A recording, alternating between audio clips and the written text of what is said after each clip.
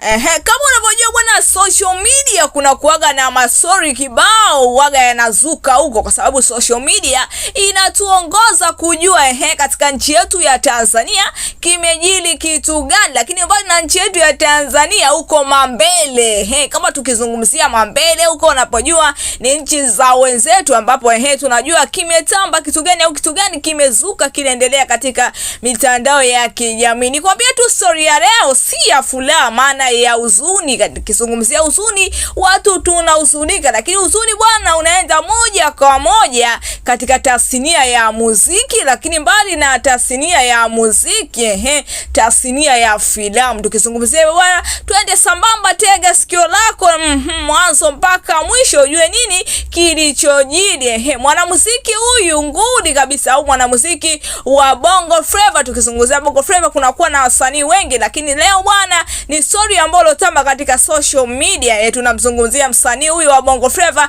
ambaye anaifanya poa kabisa, watu wanamfuatilia na nyimbo zake wanaifanyia challenge sana kwa Instagram, TikTok na YouTube pia ni stream sana huyu. Tukisema most stream anafuatiliwa sana lakini si mwingine ni Barnaba Classic. Jana kuamkia leo kuna tukio fulani hivi ambalo liloenda kukata mtima wake. Tukizungumzia kwamba unaenda moyo wake kukata tamaa kabisa, kwa sababu Barnaba bwana studio yake ya filamu, studio ambayo inajishughulisha na tasnia ya filamu pia na muziki ambao unaitwa iTable Sound iliyokuwepo pale Mwananyamala, jana ilipata tukio ambalo la kusikitisha, imeungua moto.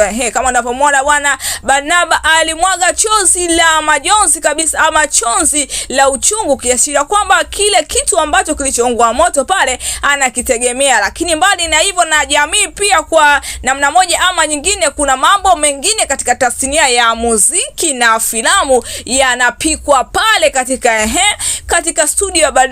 Na sisi bwana wanajamii tunapata kufahamu 1, 2, 3 kinaendelea nini. Kuna vinapikwa vitu kibao, tuseme katika tasnia ya muziki. Kuna nyimbo pale zinatengenezwa, mbali na nyimbo katika filamu pia kuna filamu pia pale zinatengenezwa. Sasa iTable Sound bwana ni studio ya Barnaba Classic pale imeungua moto, kiashiria kwamba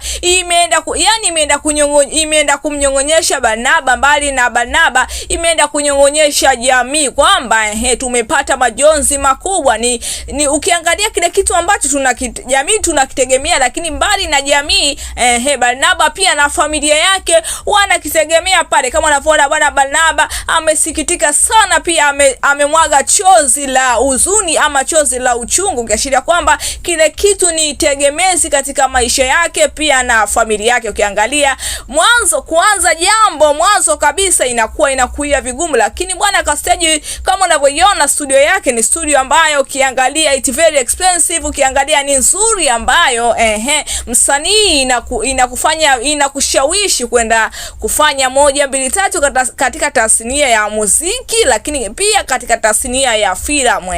Ukiangalia kwamba imemnyongonyesha, pia imemkatisha tamaa. Ukiangalia pale imeshaungua moto, ukiashiria kwamba kuna baadhi ya vitu vimeungua. Lakini nikwambie tu ile studio ya Barnaba, nakwambia gharama yake si chini ya milioni 100. Just imagine kwa sasa hivi milioni 100 uipate utengeleze jambo paka liendelee kwa liwe bora zaidi kama kilivyokuwa mwanzo, ni jambo ambalo muda mwingine inakuwa vigumu, pia inakukatisha tamaa. Basi ni hiyo ambayo story ambayo iliyotamba katika social media.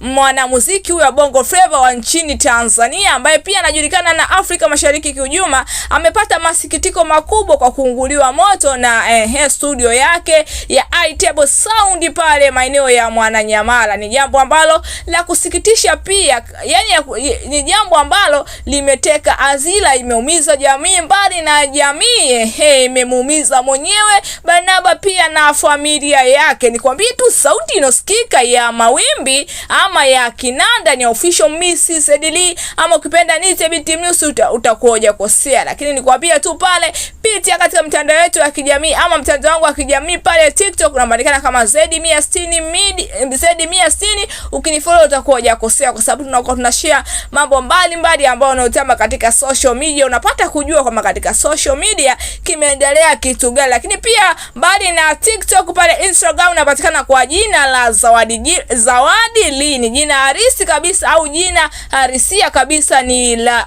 jina pure kabisa, jina langu halisi, yani Zawadi mtoto wa Lipa. Ukinifollow pia utakuwa hujakosea. Lakini tukizungumzia kule mjini YouTube unapatikana kama jina la Z160 Media. Ukinifollow, comment zako utakuwa hujakosea, kwa sababu tunakuwa tunashare mambo mbalimbali yanayotokea katika jamii. Na kama unavyojua bwana, jamii bwana inasukwa na mambo kadha ama mambo mengi sana. Nikwambie tu mpaka wakati mwingine palipo majaliwa Manani, kwa sababu yeye ndio tunamtegemea kwa kila jambo.